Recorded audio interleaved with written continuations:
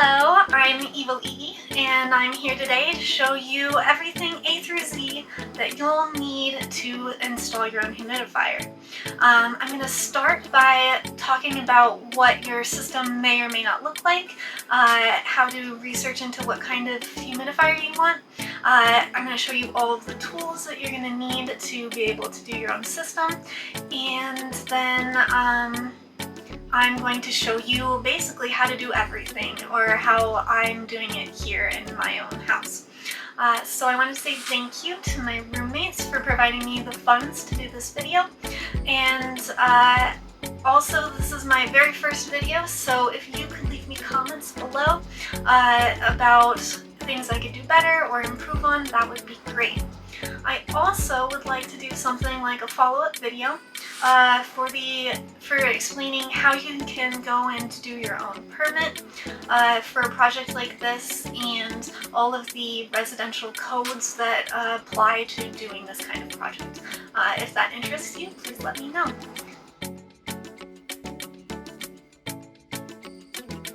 In order to do your own home setup, you're probably going to want to go to your basement or crawl space or wherever your furnace and water heater are located. For the furnace, I'm kind of in an unlucky situation. I don't know if you can see, but this is my main furnace here. And then here I have all these pipes coming and going to my air conditioning system. So I don't have enough supply ducts. I've got, this a little bit up here and a little bit here. There's not enough for me to attach the humidifier to it. So I end up having to go to the other side over here where I have my return duct. And I'm going to have to fit into this tiny 1.5-foot space and install the humidifier on that side, as it's not like I can go up to the ceiling and attach it there. Not for this one at least, because the water actually flows across the top and water falls down the filter, and that would not work horizontally. So I would take a look at where your furnace is located and find a good spot that you have enough room to work, and look at the measurements of the device that you're hoping or wanting to use and see if you can make it fit. Alright, so then for the water heater, you're going to want to make sure you have either a hot water line running or a cold water line running to your humidifier. So here I have my hot water line. It's copper in the video, but if the video extended up any further, I actually have red PEX lines, 3/4 inch ones. So I can't use the saddle valve that came with my humidifier. I'm going to end up tapping off of the PEX lines and doing PEX all the way across as far as I can. Let's go over all of the tools and supplies that you'll need in order to do a job like this. The first thing you'll need is obviously a humidifier. The one I'm installing is the April Air 700M, which is the manual version. It comes with a manual control box that I will not be using. The reason for that is I have a smart thermostat upstairs, which will know exactly what the humidity is in the house, what the temperature is outside through Wi-Fi, and it will be able to control my humidifier, whether it's the winter or the summer or any time like that. So that'll be my setup here. It comes with, like I said, the saddle valve. If you have copper piping in your home, you'll use that to tap off a 1/4 inch copper pipe going to your humidifier. And then it comes with a transformer, which we will discuss as I talk about the electrical and the different possibilities there. So, as I said, this one, it's a waterfall method where it counts on the water falling perfectly along its filter, and then it has a fan that blows into the filter to evaporate the water off of it. So for me, the best way to hook this up is using hot water. Hot water will evaporate much quicker than cold water, and if you do end up hooking up cold water, then it will end up wasting a lot more water. So, okay, so once we have the humidifier, we're going to want to install it. It comes up with all of its paperwork and stuff, which we'll go over as we do that section. When we cut out the hole to install it, we're going to want to use aluminum tape. This is also per the International Residential Codes, as there can't be air gaps in your ductwork, basically. So we'll seal everything up with this when we're ready. We need a pen in order to draw the hole to cut it out. We'll need sheet metal screws, self-tapping so that they can hold the humidifier onto the ductwork. And I also bought clamps to hold my pipe as I run it across. So I'll use those there as well. You're going to want something to cut the ductwork with. So for me, I bought a shearing device. You can also get sheet metal shears. They're exactly like this, but manual. And I've also, considered using something like a jigsaw. But for me, I'm kind of weak and I hate using jigsaws because they always jerk on you, so I will not be using a jigsaw. I wanted something not as manual and faster, so that's that. I also bought all of my components for installing my hot water line going across. Since mine is 3/4 PEX, I have a 3/4 to 3/4 to a 1/2 inch. I have my 1/2 inch pipe over here. I then will install a 1/2 inch ball valve so that I can safely shut the water off whenever I need to work on the system. That also comes into play with the permits. Part of the permit process is having an inspector come out and inspect the lines before you pressurize them from a safety standpoint. So I have that. I also have a backflow preventer, which is discussed inside the IRC codes. You can't have water that goes upstairs that you could potentially put into your mouth or whatnot, have contaminants go back up the stream from anything you install later. So I have one of those. And then I've got a straight stop turn because I'm going from PEX, and you can't go PEX to 1/4 inch, either copper or I chose braided lines. So this one has my 3/16 coupler on one end so that I can hook my PEX to my braided line. And then I have 2 different types of clamps and a clamping tool in order to clamp the PEX to my different inserts. And then I have an elbow. I decided on a 1/2 inch elbow joint because I'm planning on hopefully going behind everything, coming out at a 90-degree angle on this side and hooking into the humidifier. And then I have kind of cute rubber clips that will hold the PEX against the backside as I run it across. So in order to cut the PEX tubing, obviously you're going to need hose clamp. I guess they're, what are these called? They're like hose cutters. Pipe cutters, silly. And then obviously, like I said, the PEX crimping tool to crimp the seals. You're also going to want pliers in order to tighten down, for example, your 3/16 inch compression fittings, and you're also going to want 1/2 inch inner diameter hose to hook to the drain on your humidifier. I also have wiring tools because at the end we're going to end up having to wire this up to my furnace. So I have 2 different types of wiring tools here, and I have wires so that I can run from the solenoid on the humidifier back to my furnace. They said to try and use 18 gauge solid core wire since I only have stranded as my spare supplies that I've cut off of other projects. I actually went to 16 gauge stranded in order to carry as much current voltage. You're going to need a drill for drilling holes to cut into the sheet metal. And oh yay, waterfall time! This is what happens when downstairs, rain on you, I guess. So Easily distracted. Forgot to mention using a drill bit kit. one last item you're gonna need is safety glasses because safety matters. Don't get hurt on the job. That's definitely one of my major concerns, and I hope I relay that to you as well.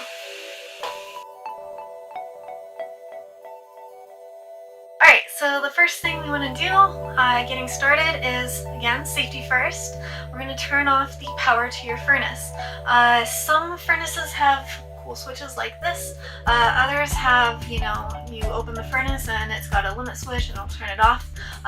However your furnace cuts power, I would start there. So, furnace is off here. And then let's go visit our circuit breaker. Here we are at our circuit breaker panel, and we're going to open it up. Some of them are labeled right next to the circuit breakers, others are labeled inside the door.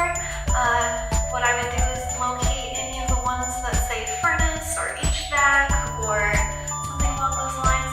If you can't find it, you can always turn off multiple ones that may or may not be the same line to see which one actually does turn it off, and then maybe relabel it if you want to troubleshoot it during that time. For me, mine's really easy. I have my furnace one right here. It's a 15 amp breaker, so we're going to turn it off. And then we're safe to go work on this.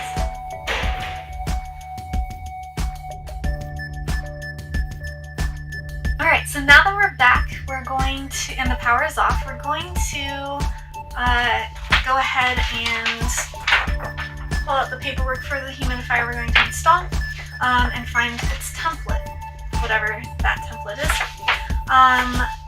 And then we're going to grab our marker and we're going to grab a level.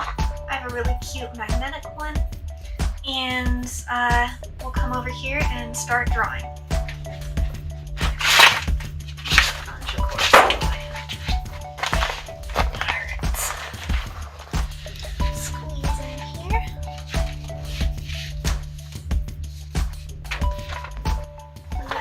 Adorable magnets, Mr. Krabby Krab.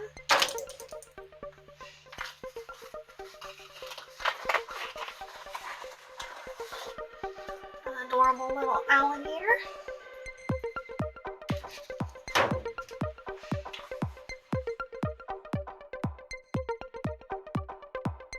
A cute little dog that my coworker brought back for me.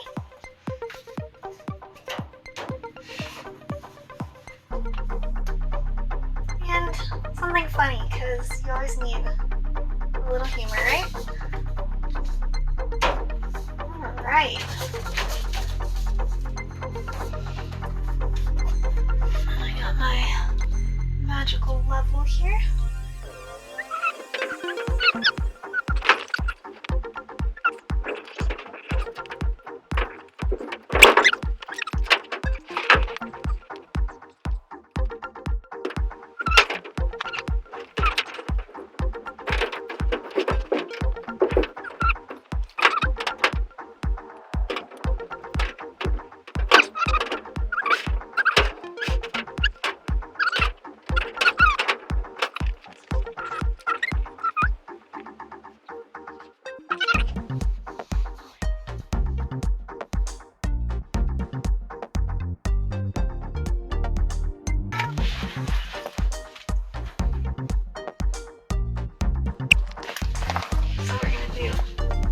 Safety first and put our hair up.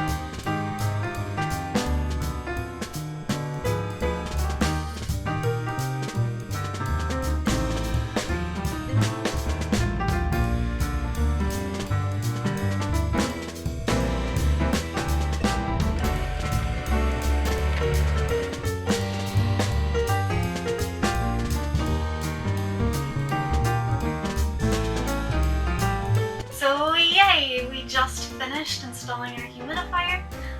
Everything looks good. We did not actually plug in power because we haven't gotten everything else up and running yet.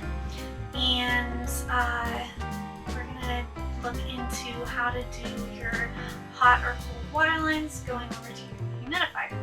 So the first thing we want to do is obviously, if you're using hot water, you're going to want to turn off your water heater.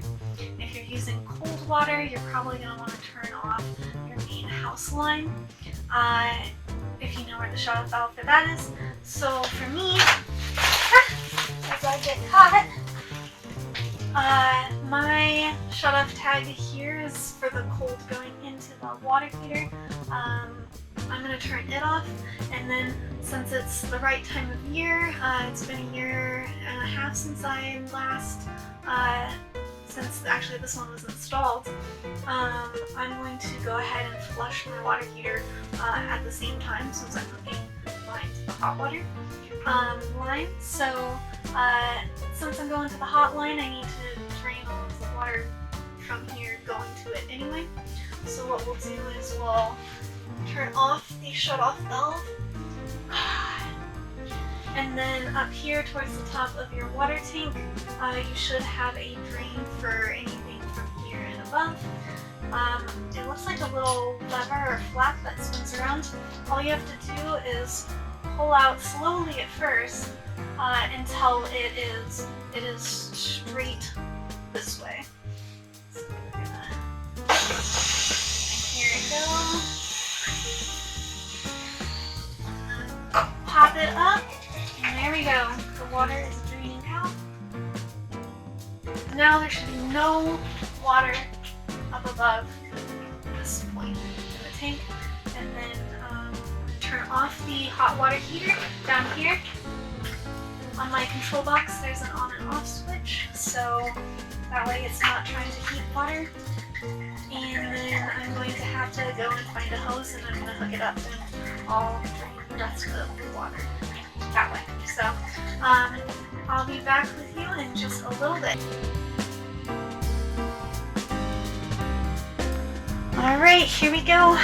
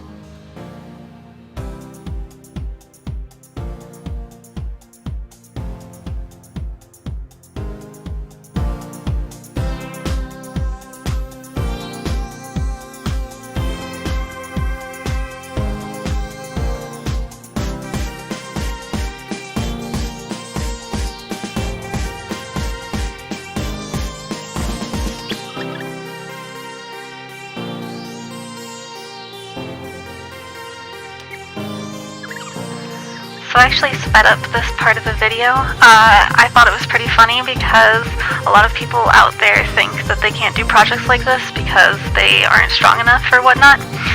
So therefore, there's things like this, which are my weak girl solutions to help get stuff done.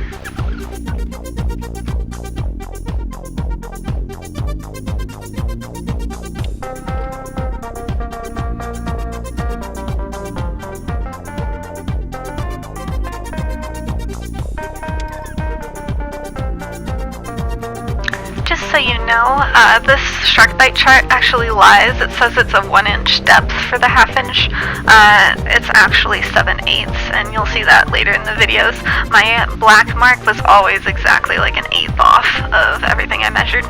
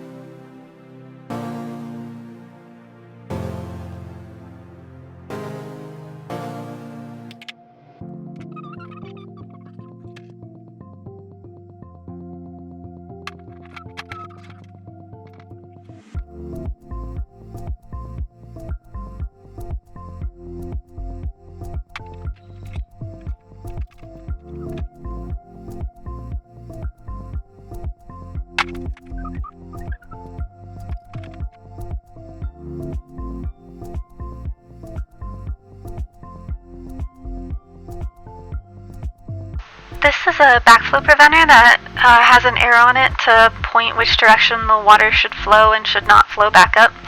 So make sure that you read the instructions and install it pointing the correct direction when you do your system.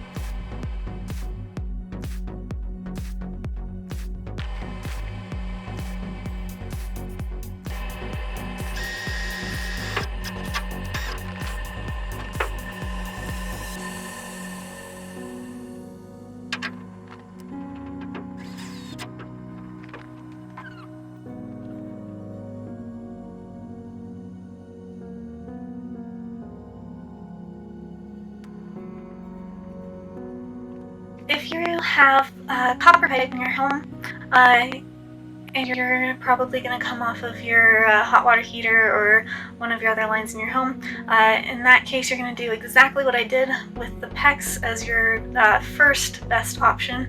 SharkBite actually makes half-inch to quarter-inch tees, so what you can do is this exactly. You'll just take and by that SharkBite fitting, you'll cut your pipe, you'll insert it on both sides, and then you'll buy quarter-inch hot water line pipe or cold water line pipe, depending on what you want, to go all the way over to your humidifier. And then obviously, like, your pipe sizes might differ there, so I would just measure what you have and then see if there's a fitting that would work for you. So as a last resort, or as the, I guess, quickest and easiest method, you could also do the saddle valve. So I've heard of these causing, leaks over time and not being the best option, but and also in some states or counties, they might not be on your list of approved hardware to use, so I would definitely suggest checking that first. So how these work is this is what it comes like. It's got basically a pin that it will insert into the pipe as this gets installed onto the pipe. And then here's your little saddle. So what you would do is you would first back off the 2 screws. And also back this pin up as well, because you're gonna want it all as I drop it. I was gonna say, I think you want it back as far as it will go. So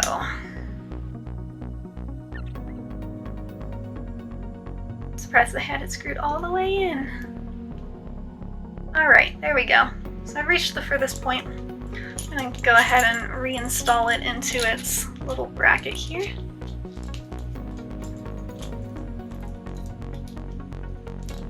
Okay, and then we're going to loosen this other screw.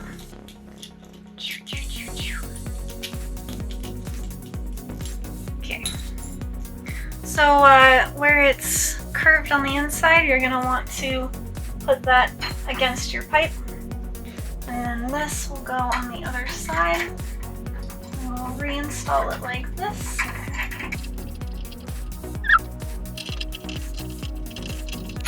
Oh, get a gist of it. And then as soon as you tighten it down far enough, you're going to take your black insert here, you're going to put it around on the inside of the pin, snug it down, and then I think, let's see, let me pull it back off.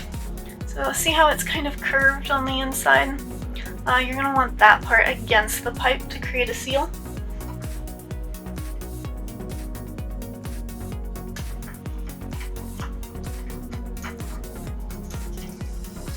Go. And then you'll end up tightening this down. And then obviously the next step would be to turn your needle clockwise so it goes all the way in until it stops. And then what you'll do is you'll want to make sure that you have your pipe attached here on the quarter-inch coupler, and quarter-inch coupler, and then you'll take and counterclockwise reverse the needle all the way back, which will poke a hole in the pipe, and then the water will run through your line. So that's how that works.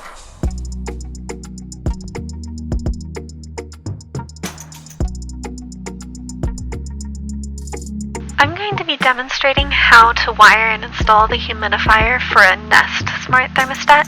However, I know there are a lot of Ecobee users, so I wanted to show its diagram for you.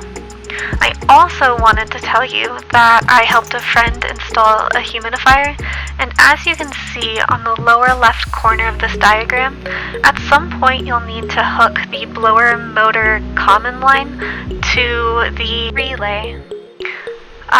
There's some confusion on this.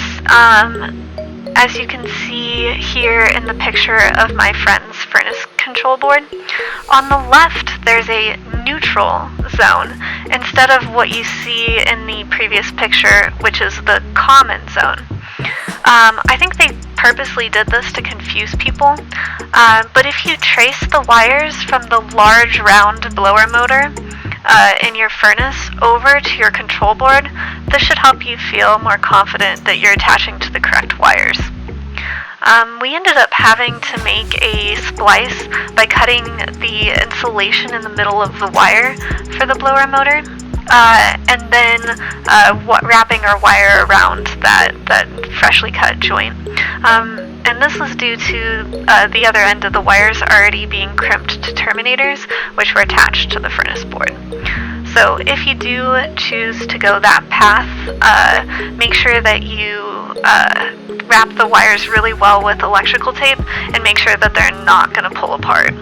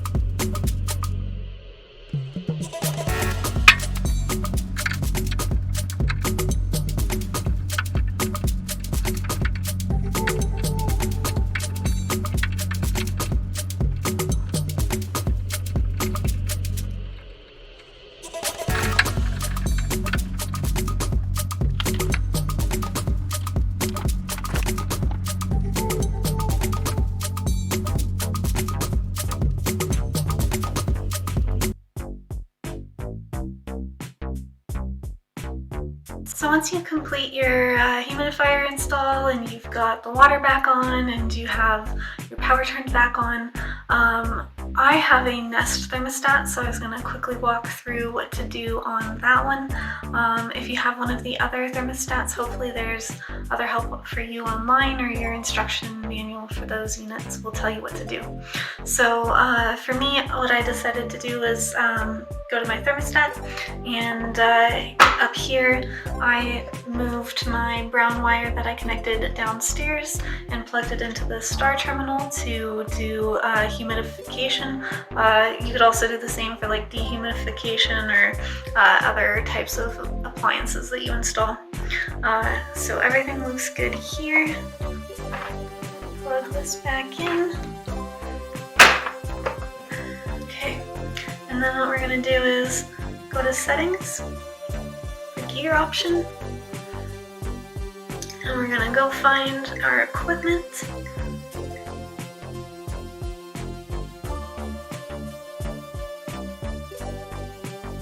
Somewhere here. Here, equipment. Select that. And it says, hey, I detect these certain equipments. I have humidification already shown that it's selected because I already set it up. However, yours may be blank. So what you can do is hit continue, and then hit continue again, and then we're gonna do pro setup, and then it gives you a warning saying, hey, if you're not careful, you might damage your system. So if you're not confident at this point that you set up everything correctly, I would probably not do this. However, I'm pretty sure I did it correctly, and I did a ton of research to make sure I did, so I'm okay with continuing here. And then what it'll do is it'll give you green and yellow. Yellow means that it hasn't set that system up, it's not using it, it's not configured properly yet. So you're gonna go ahead and go to, by scrolling, the ones that are still yellow. So in this case it would be the star one, which shows green because I've already completed my check, but it would be yellow and unknown. So we would click on that one to go to it. Here we see that you can select the different types. So if it doesn't already say humidifier, you're going to want to change it to humidifier. Under activate, it says humidifier only. So I'm going to have it activate whenever I need humidity. And then I have a fan on my humidifier, so I'm going to make sure that the fan activates as well. And then hit continue, hit done, oops, continue, done, and then at the very bottom there's a test option. So I would strongly suggest doing the test and then making sure that your system actually works. I've already done that, so I'm going to just continue, and then I can show you guys the humidifier working.